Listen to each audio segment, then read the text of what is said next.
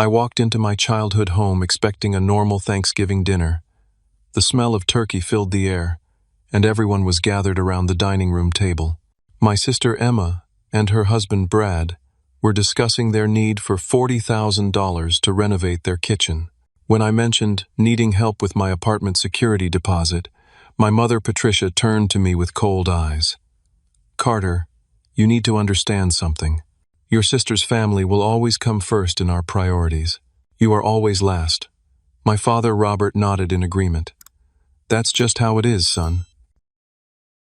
The words hit me like a physical blow. I sat there stunned, fork halfway to my mouth, as the weight of what my mother had just said sank in. But as the shock wore off, something else took its place. A terrible clarity. This wasn't news. This was just the first time anyone had said it out loud. I set down my fork and looked around the table. Emma was cutting her turkey into perfect little squares, the way she'd done since childhood. Brad was scrolling through his phone, probably looking at kitchen renovation photos. My parents were already moving on to other topics, as if they hadn't just delivered a devastating blow to their own son. The memories came flooding back, each one sharper than the last. When Emma turned 16, our parents surprised her with a brand new Honda Civic, metallic blue with that new car smell. I remember watching from my bedroom window as they presented her with the keys, all three of them laughing and hugging in the driveway. When I turned 16 6 months later, I got a cake and a card that said, "Happy birthday, son." No car, no explanation, just the unspoken understanding that Emma's milestones mattered more. College was even worse. Northwestern University, $52,000 per year, and our parents paid every penny without blinking. They drove up to Evanston for move-in day with a rented truck full of furniture for Emma's dorm room. A mini refrigerator, a matching bedding set, a desktop computer, and enough clothes to stock a small boutique. I was working 3 jobs that summer, saving every dollar I could for community college tuition. When I asked about help with school costs, Dad pulled me aside and explained that they'd already stretched themselves thin with Emma's education. "You understand, right, Carter? Emma's always been the academic one. This is her shot." I understood, all right. I understood that I was on my own. So I worked. Nights at a local warehouse, weekends at a grocery store, and any spare hours I could find doing lawn care around the neighborhood. I put myself through 2 years of community college, then transferred to the state university on a partial academic scholarship I'd earned through sheer determination. My parents didn't attend my community college graduation because Emma was having a baby shower that same weekend. They chose pastel decorations and gift bags over their son's achievement. Emma's wedding was a $68,000 affair, 300 guests, an open bar, and a 7-piece band. The reception hall looked like something from a magazine, with crystal chandeliers and centerpieces that cost more than I made in a month. I was expected to wear a rented tuxedo and smile for photos while my parents beamed with pride about their daughter's fairy tale day. When I graduated from the state university 2 years later with my degree in computer science, Emma was pregnant with her second child. My parents attended her baby shower instead of my graduation ceremony. I walked across that stage and looked out into the audience, searching for familiar faces in the crowd. Nothing. I called them that evening to share my excitement about landing my first real job. "That's nice, sweetie," Mom said. "But I can't talk long. Emma's having contractions, and we need to be ready to drive to the hospital." The house down payment was the final insult. $15,000, handed over without hesitation to help Emma and Brad secure their first home, a modest 3-bedroom ranch in a decent neighborhood. When I asked about borrowing $500 for textbooks the following semester, Dad frowned and said money was tight. "You're young and single, Carter. You can figure it out. Emma has a family to think about, and the babysitting." Every Friday and Saturday night, my parents would drive 30 minutes across town to watch Emma's kids so she and Brad could have date nights. They never charged a babysitting fee, never complained about the inconvenience, never mentioned how it cut into their own social plans. When I asked if they could watch my apartment while I went on a weekend camping trip with friends, Mom sighed like I'd asked her to donate a kidney. "We're not getting any younger, Carter. We can't be running all over creation." The pattern was so clear now, so undeniable. Every family gathering centered around Emma's latest crisis or achievement. Her promotion at the yoga studio, where she taught part-time classes. Her children's piano recitals and soccer games. Her struggles with potty training and homework help. I could share news about my job performance, my relationships, my goals and dreams, and the conversation would somehow circle back to Emma within minutes. "That's great about your promotion, Carter," Mom would say. "Speaking of work, Emma's been thinking about going back to nursing school. Maybe you could help her research programs? Even small things. Car insurance. I'd been paying my own since I turned 18, scraping together money every month for coverage on my used Honda that I'd bought with warehouse wages." Emma was 32 years old, and our parents still paid her car insurance. When I mentioned this once, Dad shrugged and said Emma had more expenses to worry about. I sat there at that Thanksgiving table, watching my family chat about Emma's kitchen renovation plans, and felt something shift inside me. The hurt was still there, sharp and familiar, but underneath it was something new, something that felt almost like relief. They'd finally said it out loud. The truth that had shaped every family interaction for the past 28 years. Emma comes first. Carter comes last. Always. I excused myself to use the bathroom, walked down the familiar hallway lined with family photos. Emma's school pictures from kindergarten through college graduation. Emma's wedding photos. Emma's children's baby pictures and school portraits. I counted exactly 3 photos of myself among the dozens covering the walls.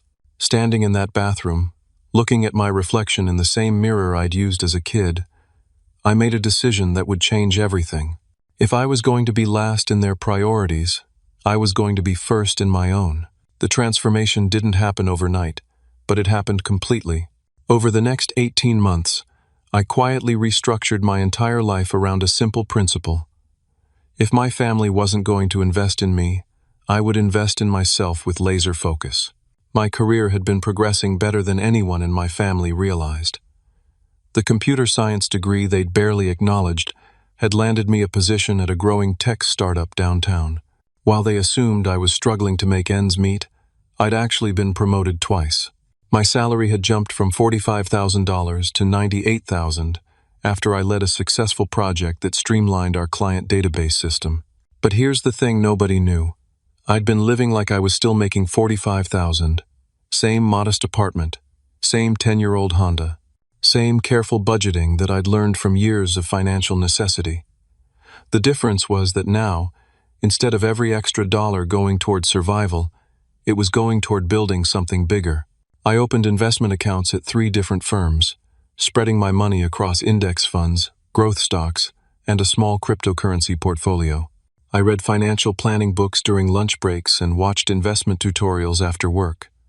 While my family assumed I was barely scraping by, my portfolio had grown to $230,000. The real game changer came when our startup secured major funding from a Silicon Valley venture capital firm.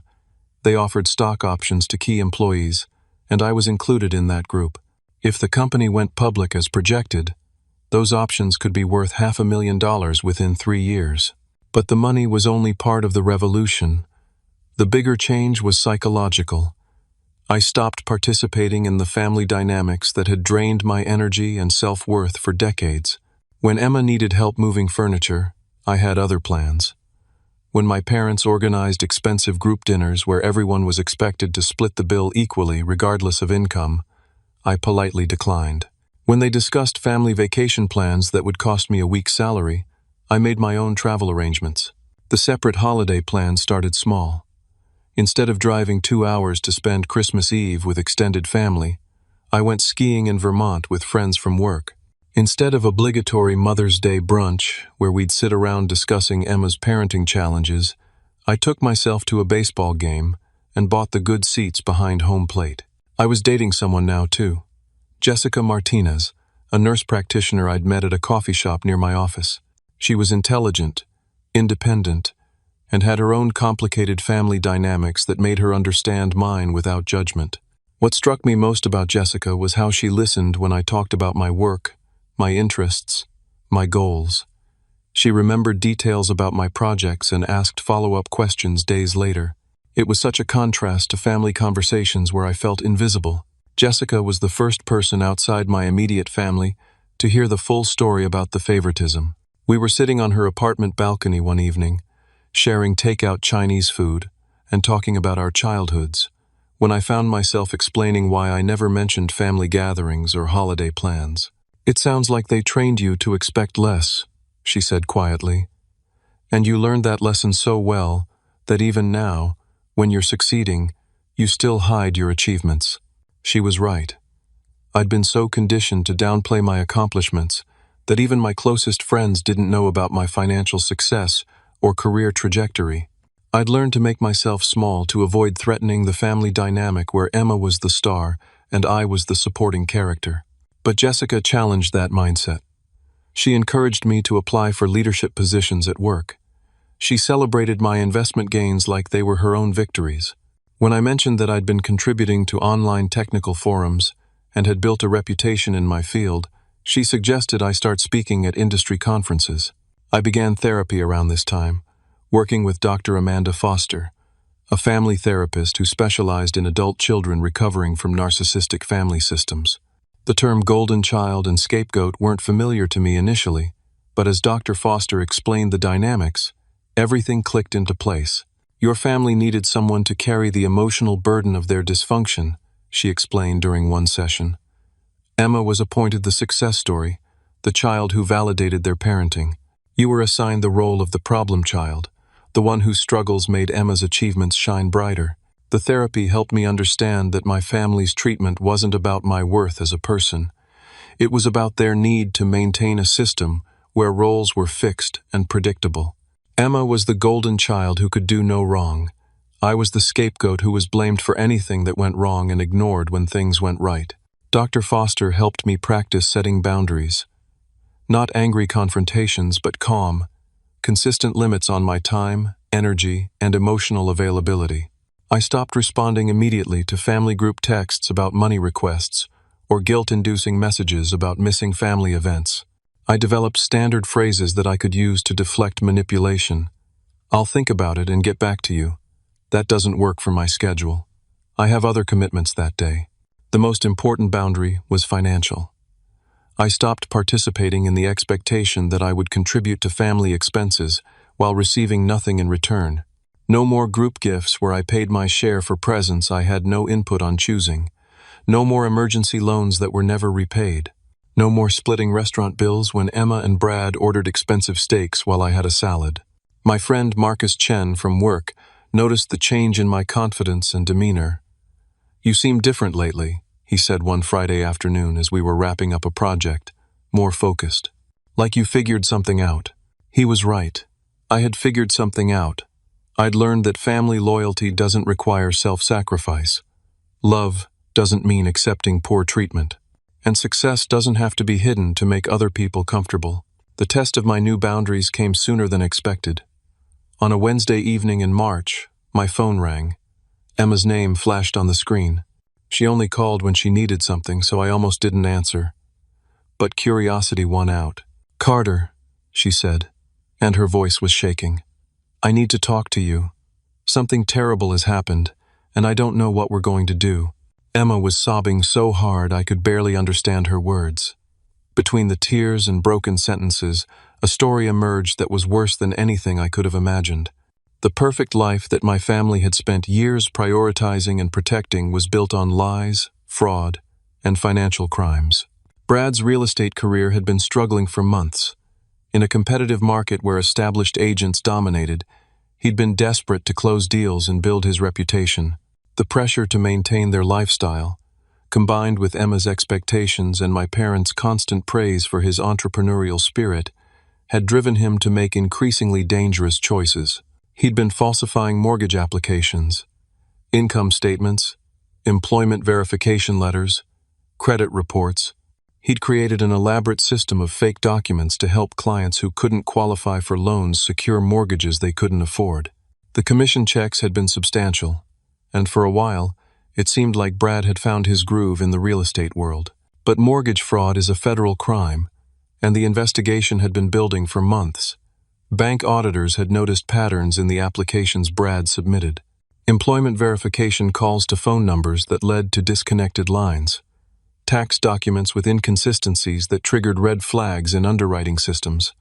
Income figures that didn't match IRS databases. When federal agents executed the search warrant at Brad's office, they found a box full of falsified documents with his signature on them. His real estate license was immediately suspended pending investigation. Criminal charges were filed 3 days later. He was facing potential federal prison time of up to 20 years. But Brad's crimes were only half the story.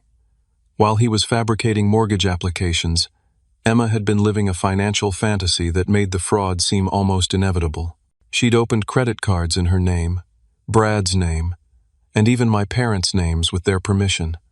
The debt had spiraled completely out of control, $43,000. That's what Emma owed across 7 different credit cards. Designer clothes for herself and the children, expensive dinners and weekend trips, a kitchen renovation that had cost twice what they'd planned, private yoga instructor certification courses that she'd never completed. All of it charged to credit cards with the assumption that Brad's income would eventually catch up to their spending. The house payments had stopped 6 months earlier. Brad had told Emma he was handling the mortgage, but in reality, he'd been using the mortgage money to cover credit card minimum payments and daily expenses. The foreclosure notice had arrived 4 weeks ago. They had 90 days to bring the account current or lose the house entirely. Emma's car had been repossessed the previous Tuesday. She'd been loading groceries when the tow truck arrived. The children were in the back seat, and she'd had to call a neighbor to come get them while she watched her Honda Pilot get hooked up and driven away. The humiliation had been crushing, but worse than the embarrassment was the practical reality. She now had no way to get to work or drive the kids to school. The private school tuition was 3 months behind. The children's school had been patient, understanding that families sometimes faced temporary financial difficulties. But the patience was running out. The principal had called that morning to say that unless the account was brought current by Friday, the children would need to find new schools immediately. Legal fees were mounting daily. Brad's criminal defense attorney required a $25,000 retainer just to begin working on the case. They'd already paid $28,000, draining their savings account and Emma's retirement fund from her previous nursing job. The attorney estimated that the total legal costs could reach $60,000, depending on whether the case went to trial. But perhaps the most devastating part of Emma's confession was how long they'd been living in denial. Friends and extended family had no idea about their financial situation. Emma had been maintaining the facade of success right up until the moment it all collapsed. She'd been posting photos of family vacations on social media while charging the trips to credit cards. She'd been buying expensive gifts for the children's birthdays while ignoring collection notices in the mailbox. The children had been asking questions that Emma couldn't answer. Why did Daddy seem angry all the time? Why were there strange men in suits coming to the house? Why couldn't they go to their friends' birthday parties anymore? Emma had been protecting them from the truth, but the truth was becoming impossible to hide. "Carter," she whispered through the phone, "I'm scared we're going to lose everything. The house, the kids' schools, Brad might go to prison. I don't know how we got here, and I don't know how to fix it." The irony wasn't lost on me. For years, Emma had been the family success story, the golden child who could do no wrong, the one whose needs always came first. And now, the lifestyle that my parents had enabled and celebrated had led to financial ruin and potential federal crimes. As Emma continued crying, explaining how their credit scores were destroyed and they couldn't qualify for any loans or rental agreements, I realized something profound was happening. The family dynamic that had positioned me as the failure and Emma as the success had just completely inverted. The responsible, steady financial habits I'd learned from being ignored and overlooked had made me stable and secure. The entitled, impulsive spending that had been celebrated as Emma living her best life had led to disaster. "Have you told Mom and Dad about all of this?" I asked. "Some of it," Emma admitted, "but not everything. They're already panicking about what they can do to help, and their retirement savings can't cover something this big. Brad's parents said they won't help because he defaulted on loans from them before." "Carter, You're the only one who might be able to help us." And there it was. The phone call I'd been unconsciously preparing for my entire adult life. The moment when the family that had always put me last would finally need me first. The question was what I would choose to do with that power. "I need time to think about this, Emma," I said. "This is a lot to process." "How much time?" she asked urgently. "Because the foreclosure deadline is next month, and Brad's sentencing hearing is in 6 weeks. 24 hours, I told her. "I'll call you tomorrow evening." As I hung up the phone, I realized that everything was about to change. The family that had spent 28 years teaching me that I didn't matter was about to learn exactly how much I mattered after all. The emergency family meeting was scheduled for Sunday afternoon at my parents' house. Emma had called ahead to say that Carter needed to be there to discuss the family situation. The implication was clear. This wasn't a request for help. This was an expectation of rescue. I arrived to find Emma sitting on the living room couch with tissues in her lap, her eyes red from crying. Brad sat beside her, staring at his hands with the defeated expression of someone whose lies had finally caught up with him. My parents were in their matching recliners, looking older and more stressed than I'd seen them in years. The coffee table was covered with financial documents, bank statements, credit card bills, legal papers, foreclosure notices. A calculator sat next to a yellow legal pad covered with my father's handwriting, numbers and calculations that told the story of a family in financial freefall. "Carter," my mother said, as soon as I sat down, "we need to talk about how you're going to help your sister through this crisis. Not if I was going to help, how I was going to help." The assumption of my compliance was built into the very structure of the conversation. My father cleared his throat and picked up the legal pad.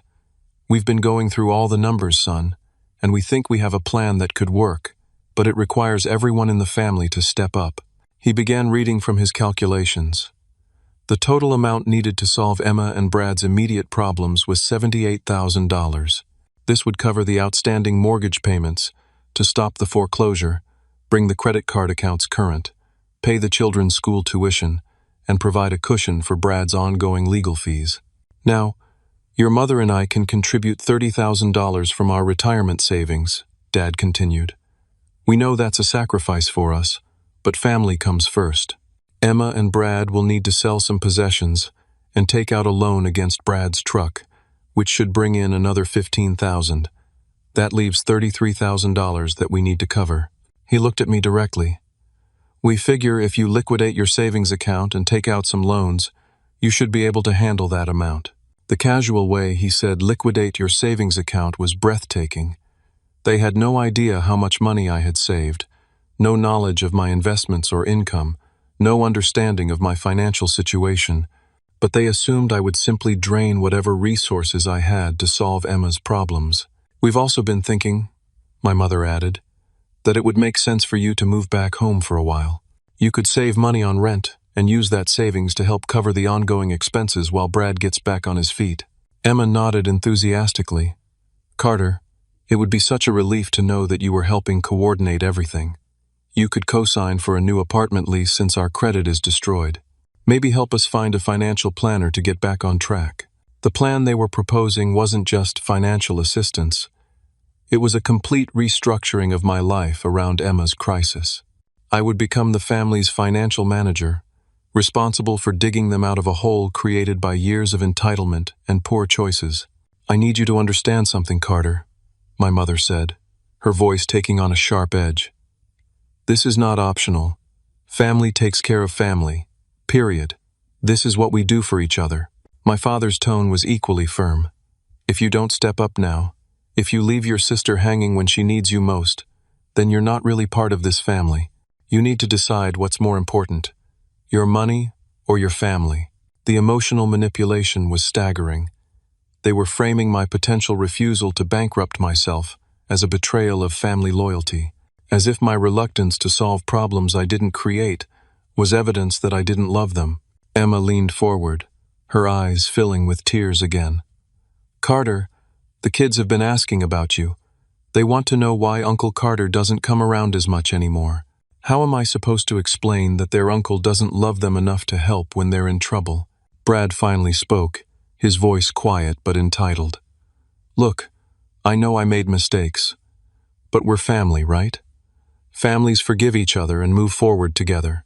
The assumption underlying every word was that my resources were their resources, that my financial stability was simply a tool to be used for Emma's benefit, that my years of careful planning and responsible choices existed for the sole purpose of bailing them out when their irresponsible choices caught up with them. "We've already told your Aunt Linda and Uncle Frank that you're handling the financial side of this situation," my mother continued. "They were so impressed with how responsible and successful you've become. Everyone's counting on you, Carter." They'd already promised my help without asking my permission. They'd committed my money and my time to solving Emma's problems before even discussing it with me. The arrogance was stunning. "And just so we're clear," my father added, consulting his legal pad again, "we're not talking about a gift here. Emma and Brad will pay you back once Brad gets his real estate license reinstated and finds steady work again. This is a family loan to help them get through a rough patch. A family loan. As if Brad's history of defaulting on loans from his own parents wasn't a clear indicator of how likely repayment would be. As if Emma's pattern of spending beyond her means suggested that future fiscal responsibility was probable. "We need an answer today, Carter," my mother said. "The foreclosure deadline doesn't care about our family discussions. The school needs tuition payment by Friday. Brad's attorney needs his retainer by next week. This can't wait." The pressure was overwhelming. 28 years of conditioning told me to comply, to sacrifice, to put Emma's needs before my own. Every family gathering where I'd been made to feel selfish for wanting equal treatment, every holiday where my achievements were overlooked in favor of Emma's latest drama, every conversation where my financial struggles had been dismissed, while Emma's financial wants were treated as emergencies. But something had changed in me over the past 18 months. The therapy sessions with Dr. Foster, the relationship with Jessica that showed me what mutual respect looked like, the financial security I'd built through my own efforts, the boundaries I'd learned to set and maintain. "I need 24 hours to figure out the logistics," I said carefully. "This is a big financial commitment, and I need to review my accounts and see what's possible." The relief on their faces was immediate and obvious. They heard my request for time as agreement to their plan. Emma reached over and squeezed my hand. "Thank you, Carter. I knew you wouldn't abandon us." My father nodded approvingly. "That's the responsible approach, son. Take the time you need to work out the details." My mother was already mentally spending the money. "Once this gets resolved, we can start planning for Christmas like normal. Maybe Emma and Brad could host this year, once they're back on their feet." As I drove home that evening, I realized that my family had just made a crucial mistake. They'd revealed exactly how little they thought of me, how completely they took my compliance for granted, and how deeply they misunderstood the person I'd become. They were about to learn that the quiet, responsible Carter who'd been overlooked for decades was also strong enough to say no. More importantly, they were about to discover that the financial resources they assumed they could access belonged to someone who'd learned the hard way that respect isn't given freely. It has to be earned. I asked Jessica to come with me to the follow-up meeting. If my family was going to learn who I really was, I wanted someone there who actually knew me. Someone who could witness what was about to happen and help me stay centered when the emotional manipulation started. We arrived at my parents' house Monday evening to find the same scene as the day before. Documents spread across the coffee table, my parents in their recliners, Emma and Brad on the couch looking expectant. They'd assumed my request for 24 hours was just a formality, that I was working out the practical details of their rescue plan. "Carter," my mother said as soon as we sat down, "we're so proud of you for stepping up like this. It shows real maturity and family loyalty." Emma was smiling for the first time in weeks. "Did you figure out how to access your savings? We were thinking maybe you could handle the mortgage payment first, since that deadline is the most urgent." Brad nodded eagerly. "I really appreciate this, Carter. I know it's a sacrifice, and I promise we'll pay you back as soon as I get my license reinstated." I pulled out a folder that I'd prepared the night before. Bank statements from my checking and savings accounts, investment portfolio summaries, tax returns from the past 3 years. a detailed breakdown of my assets and income that painted a very different picture than the one my family had constructed in their minds. "Before we talk about what I'm going to do," I said calmly, "I think you should know what I'm actually capable of doing." I handed the first document to my father. His checking account balance showed $973. Then I showed him my checking account statement, $48,000.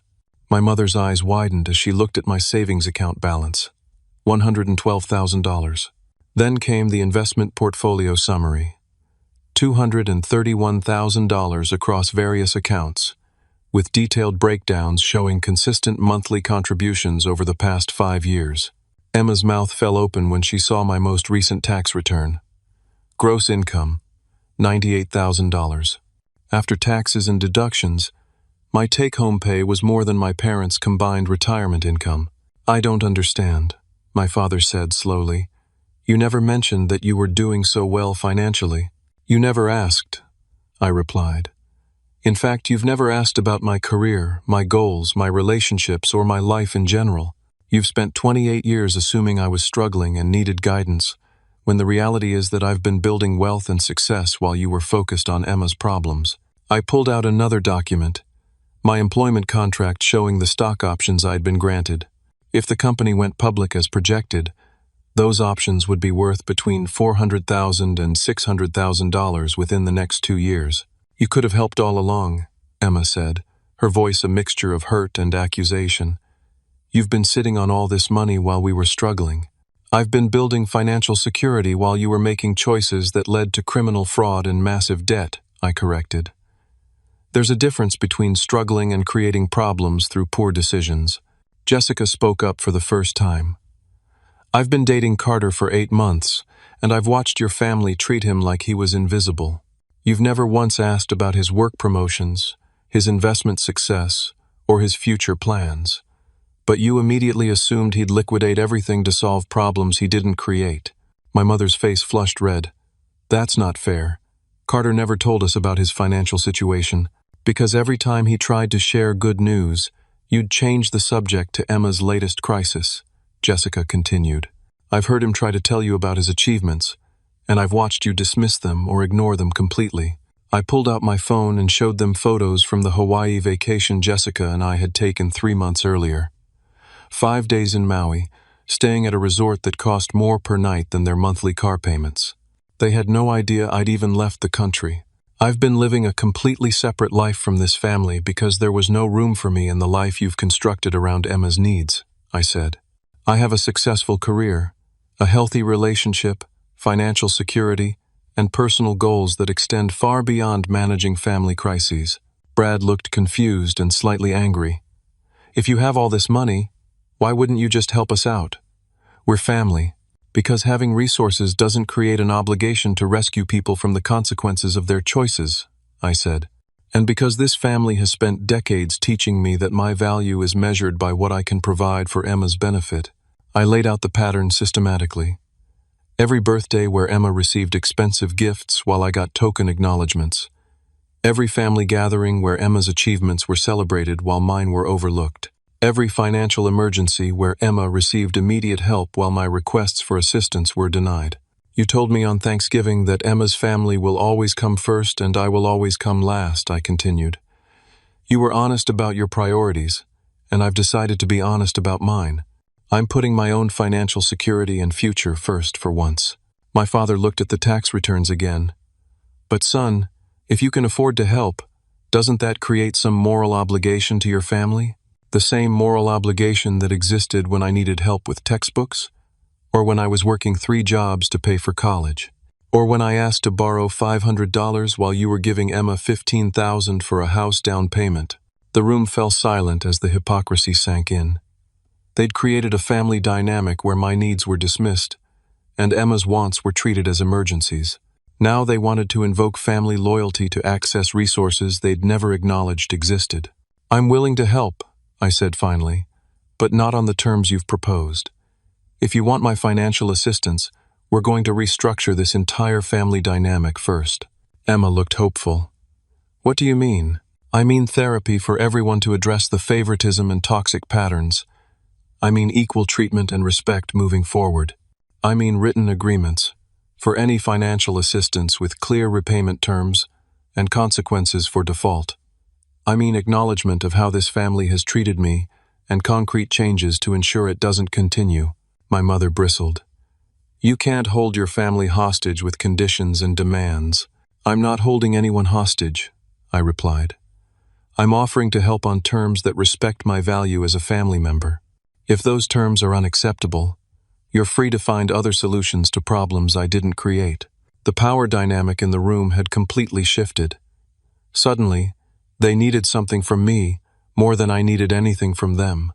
And for the first time in my life, I was in a position to demand the respect and equality I'd always deserved. What exactly are you proposing? My father asked quietly. I opened my folder to the final document, a detailed proposal I'd drafted with the help of an attorney friend. Terms, conditions, timelines, and consequences. A framework for family financial assistance that treated all parties as adults with equal dignity and responsibility. This is what I'm offering, I said. Take it or leave it. The document I placed on the coffee table was unlike anything my family had expected. Instead of a simple promise to write checks, it was a comprehensive agreement that would fundamentally change how our family operated. I'm prepared to provide $60,000 to address Emma and Brad's immediate crisis, I began, reading from the first page. But this assistance comes in the form of a structured loan, not a gift. The loan carries 4% annual interest and must be repaid over 5 years in monthly installments of $1,150. Emma's face fell. Monthly payments? Carter, we can barely afford our basic expenses right now. Which brings us to the second requirement, I continued. Emma and Brad must complete a certified financial literacy course within 90 days. The course must be approved by a nonprofit credit counseling agency, and you must provide proof of completion before receiving any loan proceeds. Brad shifted uncomfortably. That seems like a lot of hoops to jump through for family help. Less complicated than federal prison for mortgage fraud, I replied evenly. The third requirement is family therapy. All of us. 6 months of regular sessions with a therapist I select, focusing specifically on family dynamics, favoritism patterns, and healthy communication. My mother's voice was sharp with indignation. You want to drag us to therapy like we're some kind of dysfunctional family? We are some kind of dysfunctional family, Jessica interjected. Healthy families don't systematically favor one child while ignoring another for 3 decades. I turned to the next page. The fourth requirement is public acknowledgement.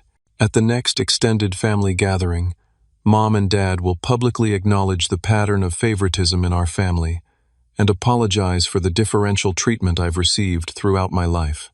My father looked stunned. You want us to humiliate ourselves in front of the whole family? I want you to tell the truth in front of the whole family, I corrected. The same family you told that I was handling Emma's financial crisis without asking my permission first. The fifth requirement addressed future financial requests. Any family member asking for financial assistance would need to submit a written proposal with clear repayment terms. No more emergency loans with vague promises of eventual repayment. No more group expenses where costs were automatically divided without regard for income differences.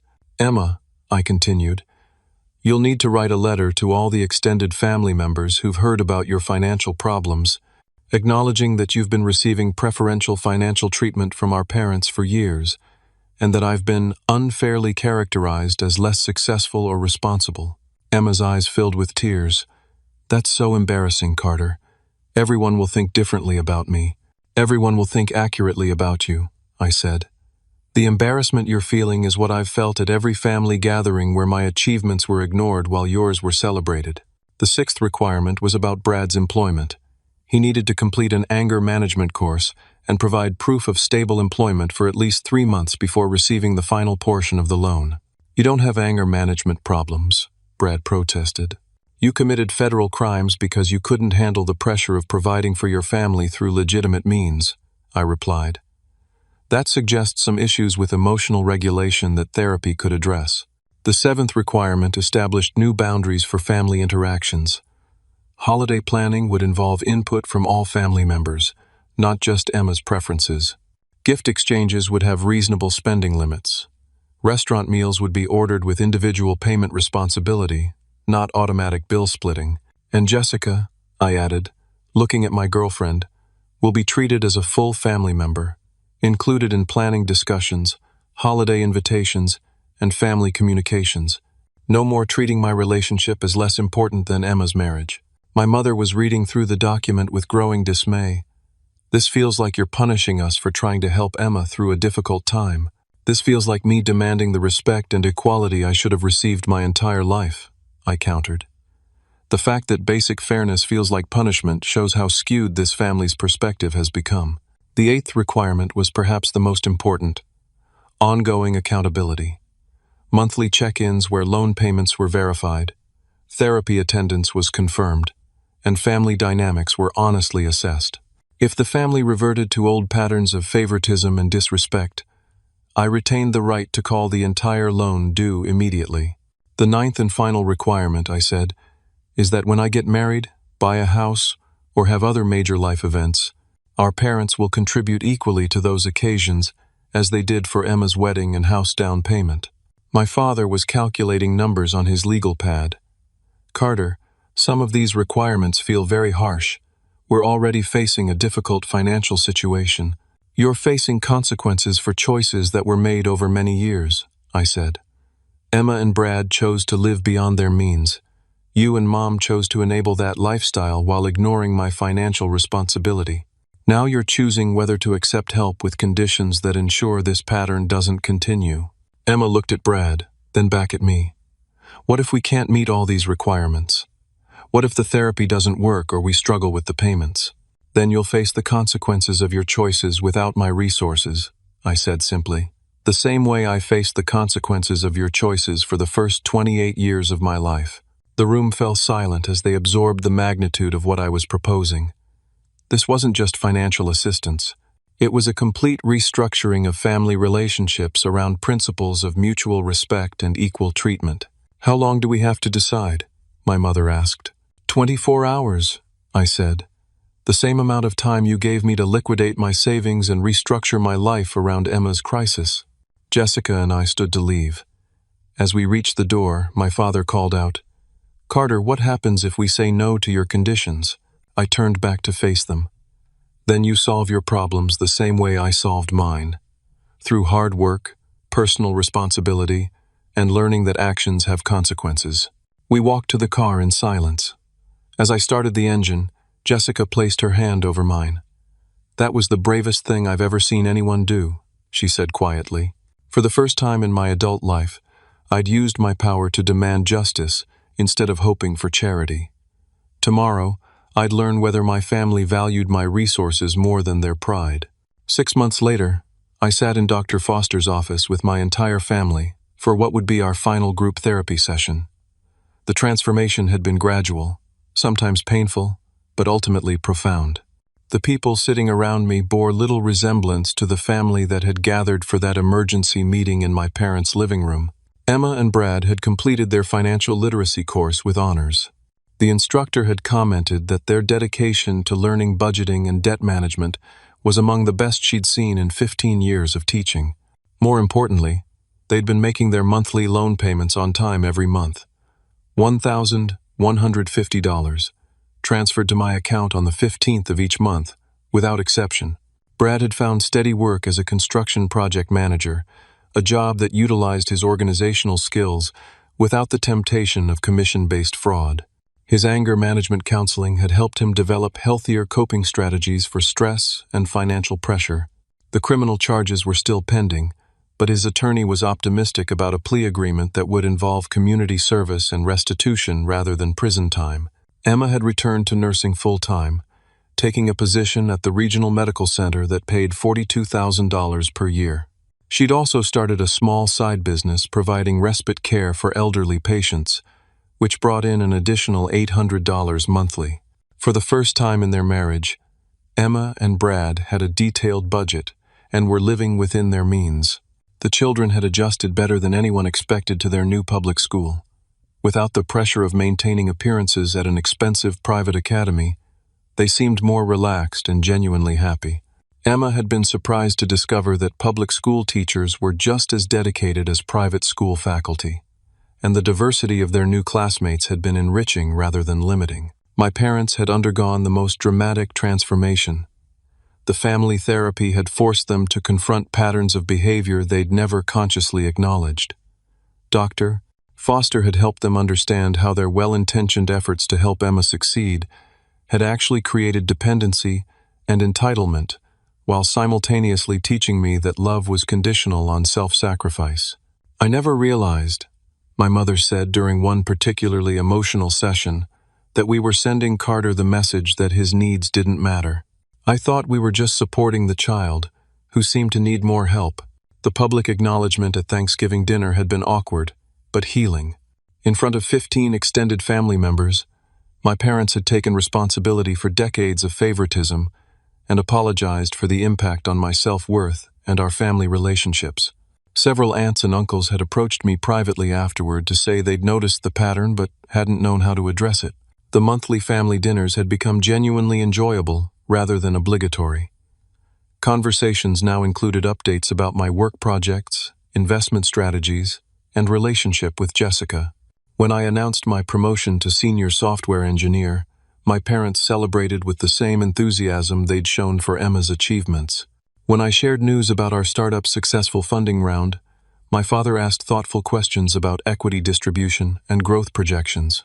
Jessica had been welcomed into the family with warmth that felt authentic rather than forced. She participated in holiday planning, contributed ideas for family activities, and developed a particularly close relationship with my mother around their shared interest in gardening. My parents had even asked Jessica about her family traditions and incorporated some of her suggestions into our celebrations. The most significant change was in my relationship with Emma. The therapy had helped her understand how her acceptance of preferential treatment had damaged our sibling bond. She'd written heartfelt letters to extended family members, taking responsibility for the financial crisis and acknowledging the support system she'd taken for granted. "I realize now that I never really knew you," Emma had said during one of our individual conversations. "I knew the version of Carter who existed to solve my problems, but I never bothered to learn about your dreams, your achievements, your struggles that weren't related to helping me." Dr. Foster had explained that healthy families celebrate each member's successes and support each other through challenges without creating hierarchies of worth. The goal wasn't to reverse the favoritism and make me the golden child, but to create space for both Emma and me to be valued for our individual strengths and supported through our individual challenges. The financial boundaries had become second nature to our family interactions. When Emma and Brad needed a new washing machine, they researched options, saved money, and purchased it themselves. When my parents wanted to take a vacation for their anniversary, they planned within their budget rather than expecting family contributions. When I mentioned wanting to upgrade my apartment, they offered emotional support and practical advice rather than assuming I needed financial help. My investment portfolio had grown to $430,000, and the startup's IPO was scheduled for early next year. The stock options I'd been granted could potentially make me a millionaire by my 30th birthday. But more important than the money was the knowledge that I'd built this success through my own efforts and decisions. Jessica and I had gotten engaged 3 months earlier. True to the agreement, my parents had offered to contribute $15,000 toward our wedding, the same amount they'd spent on Emma's. We'd graciously accepted their offer and used it to plan a celebration that reflected our values and preferences rather than trying to impress others or maintain appearances. The wedding planning had revealed another positive change in our family dynamics. Instead of automatically deferring to the bride's family for all decisions, both families collaborated on creating an event that honored Jessica's Mexican-American heritage and my family's traditions. My parents had enthusiastically learned about Mexican wedding customs and incorporated elements that made Jessica feel truly welcomed. As our final therapy session concluded, Dr. Foster asked each of us to share one thing we'd learned about ourselves and one thing we'd learned about our family. "I learned that I'd been confusing enabling with love," my mother said. "I thought protecting Emma from consequences was helping her, but it was actually preventing her from developing resilience and responsibility." My father nodded. I learned that staying silent when I saw favoritism made me complicit in creating an unhealthy family system. I should have spoken up years ago. Brad surprised everyone with his insight. I learned that I'd been using Emma's family support as a crutch to avoid dealing with my own insecurities and career challenges. The fraud happened because I was trying to maintain a lifestyle we couldn't afford rather than building a career we could be proud of. Emma's response was the most emotional. I learned that I'd built my entire identity around being the child who needed rescuing. I never developed confidence in my own abilities because I always knew someone would fix my problems. Now I'm proud of what I can accomplish on my own. When it was my turn, I looked around at these people who'd caused me so much pain but who'd also worked genuinely hard to change. I learned that setting boundaries isn't cruel or selfish. It's actually a form of love because it creates space for authentic relationships. And I learned that this family is capable of growth and change when we're all willing to do the work. Dr. Foster smiled as she closed her notes. You've all demonstrated something remarkable. You've shown that even deeply entrenched family patterns can be changed when people are committed to honesty, accountability, and mutual respect. As we left the therapy office that day, my family felt different. Not perfect, but functional. Not without challenges, but equipped to address them together. The hierarchy of worth that had defined our relationships for decades had been replaced by a foundation of equality and genuine care. 6 weeks later, Jessica and I were married in a ceremony that perfectly blended our families and traditions. My parents walked me down the aisle with pride and joy that felt completely authentic. Emma served as one of Jessica's bridesmaids, and her children were enthusiastic participants in the ceremony. Brad, now 18 months sober and focused on rebuilding his reputation, had become someone I could genuinely respect. During the reception, my father gave a toast that brought tears to everyone's eyes. "Carter," he said, "you taught us that love isn't about giving someone everything they want. It's about seeing who they really are and supporting them in becoming the best version of themselves. Thank you for having the courage to demand the respect you deserved and for giving us the opportunity to become the family we should have been all along." The lesson I'd learned through this entire experience was simple but profound. You teach people how to treat you through what you accept and what you reject.